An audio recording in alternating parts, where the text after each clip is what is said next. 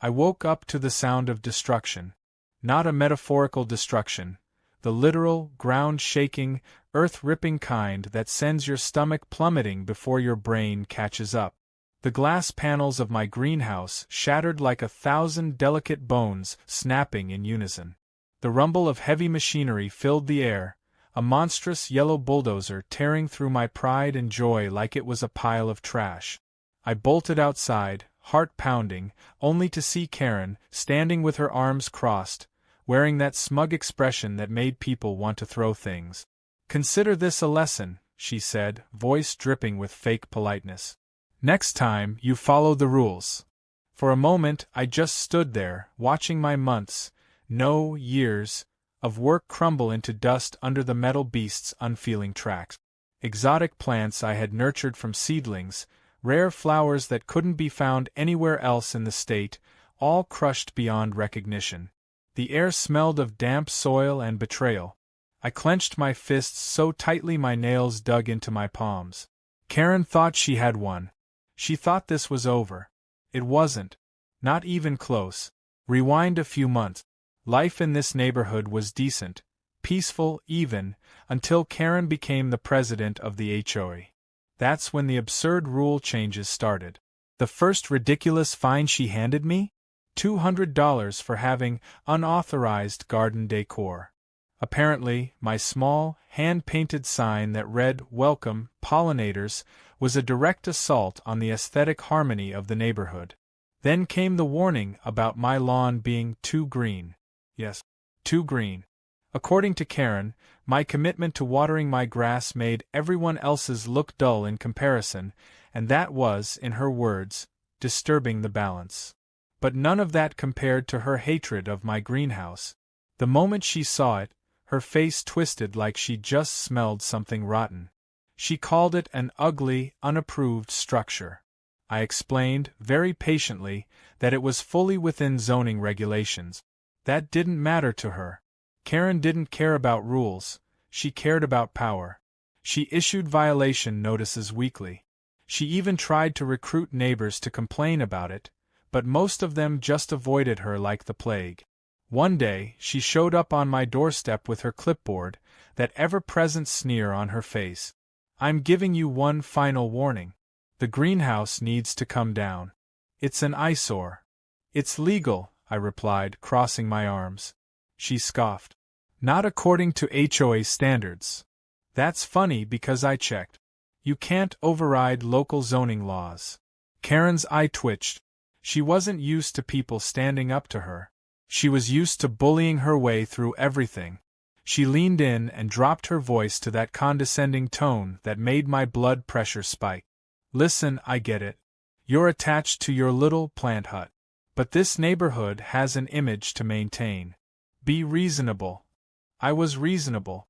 I showed her the permits, the approval documents, even the specific clauses that allowed me to keep the greenhouse exactly where it was. She refused to look at them. "You're making this harder on yourself," she said. I should have known then. Karen never took no for an answer. Then, out of nowhere, the fake violation fines started escalating. $500. $1,000. A letter claiming that my greenhouse was spreading mold and attracting pests. It was pure nonsense, but the real kicker? She actually tried to get my house foreclosed. She filed a complaint saying I had unpaid HOA fees, which was a lie, and pushed to have a lien placed on my home. That's when I knew this wasn't just a petty feud. This was war. I got a lawyer, and not just any lawyer. Eleanor Whitman, a woman who had made a career out of tearing HOAs apart in court. She was thrilled at the case. "These people think they're little monarchs," she said, flipping through Karen's ridiculous complaints. "Let's see how she likes being reminded of actual law." We filed counterclaims. We submitted evidence. And then, nothing. Karen backed off. No more fines. No more letters.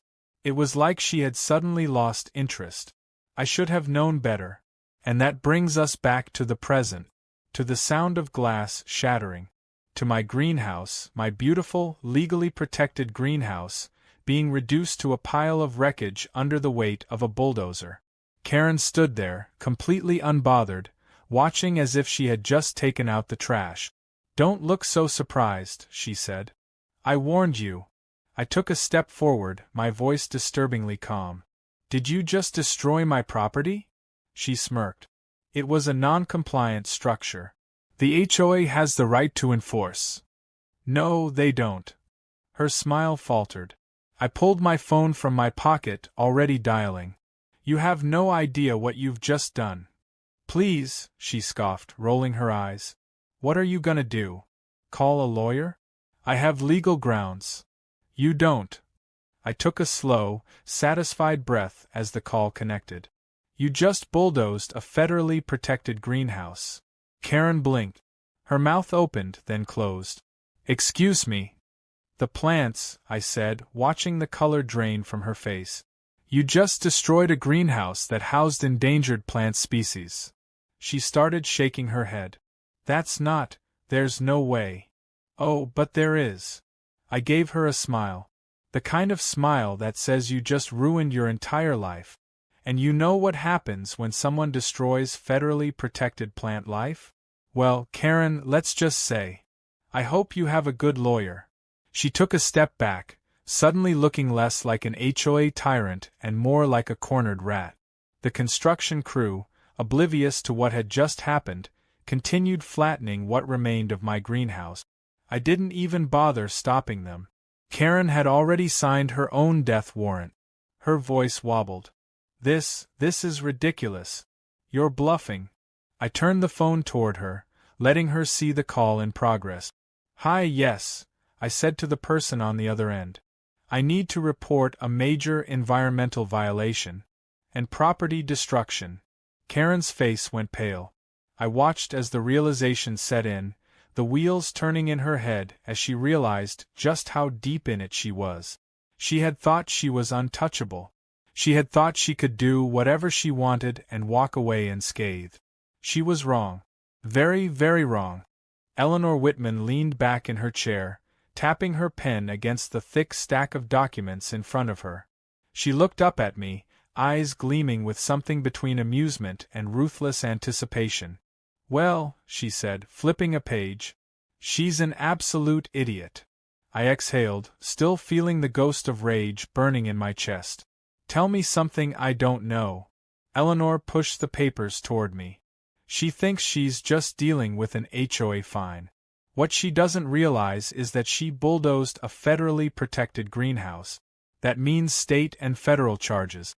We're talking massive fines, potential jail time, and, oh, this is my favorite part, personal liability." She grinned. "Because she personally ordered the demolition." I leaned forward, gripping the edges of her desk. "So we can take her down?" Eleanor gave me a look. "Oh, we are taking her down." Karen, in all her arrogance, had not only broken every HOA boundary but had also trampled over actual laws that she had no authority over. The greenhouse had been registered under environmental protection laws due to the endangered plant species I had been growing for research. Destroying it wasn't just vandalism, it was a legal disaster. And the best part? She hadn't even checked before sending in the bulldozers. She had acted purely out of spite, believing herself untouchable. That belief was about to shatter. The lawsuit was filed within 24 hours. Civil damages for property destruction, environmental damages under federal law, and punitive damages for harassment. The paperwork alone was a nightmare, but Eleanor handled it like a shark sensing blood in the water. The HOA board received notice first, and the reaction was immediate chaos. People who had once blindly followed Karen were now backpedaling hard, suddenly claiming they had never supported her extreme decisions. Karen, however, still thought she could talk her way out of it. She showed up at my house the next morning, her expression switching between fake politeness and underlying panic. "Alex," she said, voice syrupy sweet, "I think we've had a bit of a misunderstanding." I stared at her, arms crossed. "Oh? The misunderstanding where you bulldozed my property?" Karen laughed, actually laughed like this was some minor dispute over a misplaced trash can. "You know how these things are. Bureaucratic nonsense. You probably just filled out the wrong paperwork. I'm willing to let it go if you are. I let the silence stretch between us, watching as the cracks in her confidence started to show. She shifted her weight, swallowing hard. I finally spoke. Karen, the lawsuit is already filed. Her face twitched. Now, that's just unnecessary. We're neighbors, Alex. Do we really want to bring lawyers into this? I tilted my head, pretending to think about it. You mean like how you tried to slap a lien on my house for fake HOA fees? She waved a hand, dismissing the accusation. That was a clerical error. Or the part where you claimed my greenhouse was spreading mold? Her lips pursed. You have to admit it did look suspicious. Or the fact that you bulldozed a legally protected structure. Her jaw clenched. I didn't know it was protected. I smiled. Not my problem.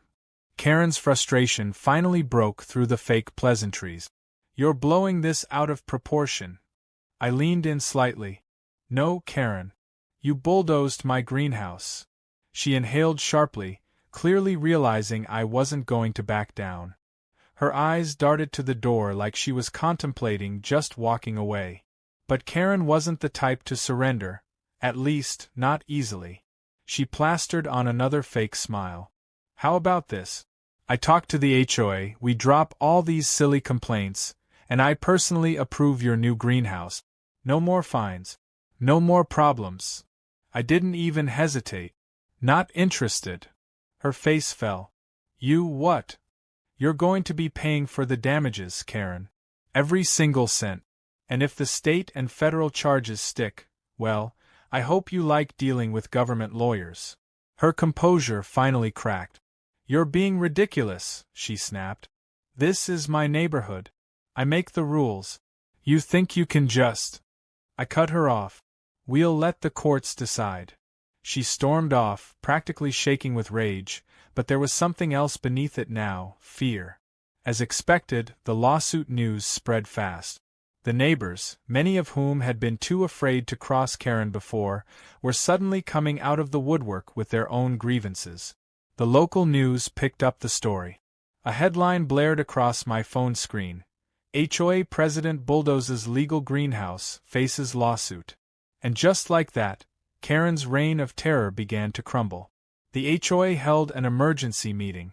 Normally, Karen ran these meetings like a dictator handing down decrees, but this time, she was on the receiving end of the fire.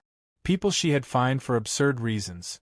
Mailboxes an inch too high, bird feeders, attracting wildlife, kids' chalk drawings, damaging pavement, were all demanding answers. The HOA board, previously spineless, was now distancing themselves as fast as possible. Karen tried to regain control. She stood at the front of the meeting room, arms crossed, scowling.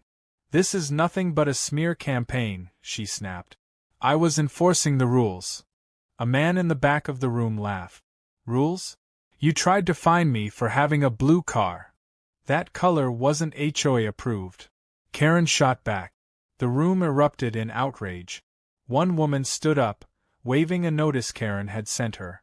You tried to ban inflatable holiday decorations. A guy next to her added, You fined me for having my trash cans out 20 minutes early. Another voice piped up, You told my kids they couldn't use sidewalk chalk because it violated the community's aesthetic. Karen's face grew redder with each accusation. For the first time, she wasn't in control. The final nail in the coffin came when a lawyer, Eleanor's associate, stood up and addressed the board. Given the pending lawsuit and potential criminal charges, I'd advise the HOA to formally remove Mrs. Harper from her position as president to avoid legal liability. Karen's mouth opened, then closed. She looked around, waiting for someone to defend her. No one did. The board took less than 5 minutes to vote her out. Karen stood there, silent, the weight of everything finally crashing down on her. She had spent years making people's lives miserable, and now, the people she had ruled over had turned against her. She left the meeting in a daze. I watched her go, waiting for some final outburst, some last pathetic attempt to regain power. But there was nothing. Just silence. The lawsuit moved forward. Karen, desperate, tried every trick in the book, stalling, pleading, even offering to pay a settlement under the table. But it was too late. The legal wheels were in motion, and Karen was now nothing more than a powerless, soon-to-be bankrupt ex-HOA president. As I walked home that night, I passed the ruins of my greenhouse. It was still a painful sight, but there was something satisfying about knowing justice was coming. And the best part? This was only the beginning. The courtroom was silent except for the steady tapping of Karen's nervous fingers against the table. For the first time since this entire ordeal began, she wasn't the one calling the shots. She wasn't issuing fines, making threats, or standing on her self-appointed HOA throne. She was just another defendant, sitting in front of a judge who didn't care about her imaginary authority. Eleanor sat beside me, calm and collected as always, flipping through her notes with a smirk. Across the room, Karen kept shifting uncomfortably, throwing nervous glances at her own lawyer, a man who looked like he regretted taking her case the second he stepped into the courtroom. He had already tried to argue that Karen was simply enforcing HOA regulations, but that argument collapsed within minutes. The judge wasn't interested in HOA dispute. He was interested in property destruction, legal violations, and the destruction of a federally protected greenhouse. The prosecution laid out everything in painful detail. Karen had personally ordered the demolition crew without verifying legal status. She had ignored multiple warnings and official documentation proving the greenhouse was compliant.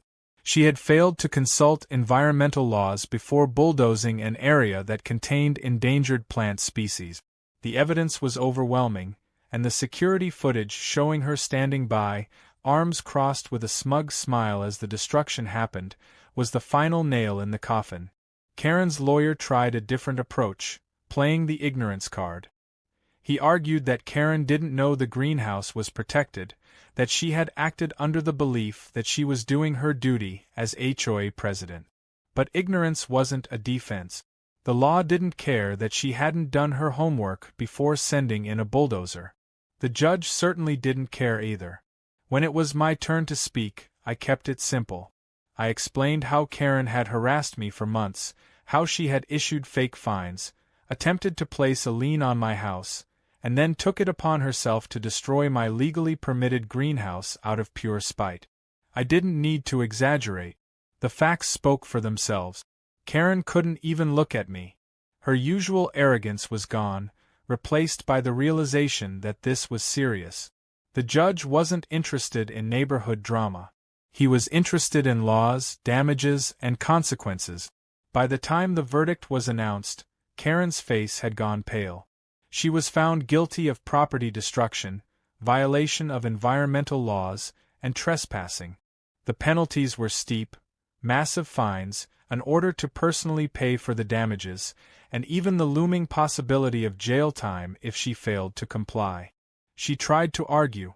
She tried to protest. But there was nothing left for her to say. The law had spoken, and for once, Karen wasn't the one holding the power. After the trial, the neighborhood had an unspoken understanding: Karen was done. Officially, she was still a resident, but in reality, she had become a ghost. People avoided her. The HOA had already removed her from power, and the new board was working to undo the damage she had caused. The ridiculous rules she had enforced with an iron grip were being reversed one by one. Mailbox colors were no longer regulated.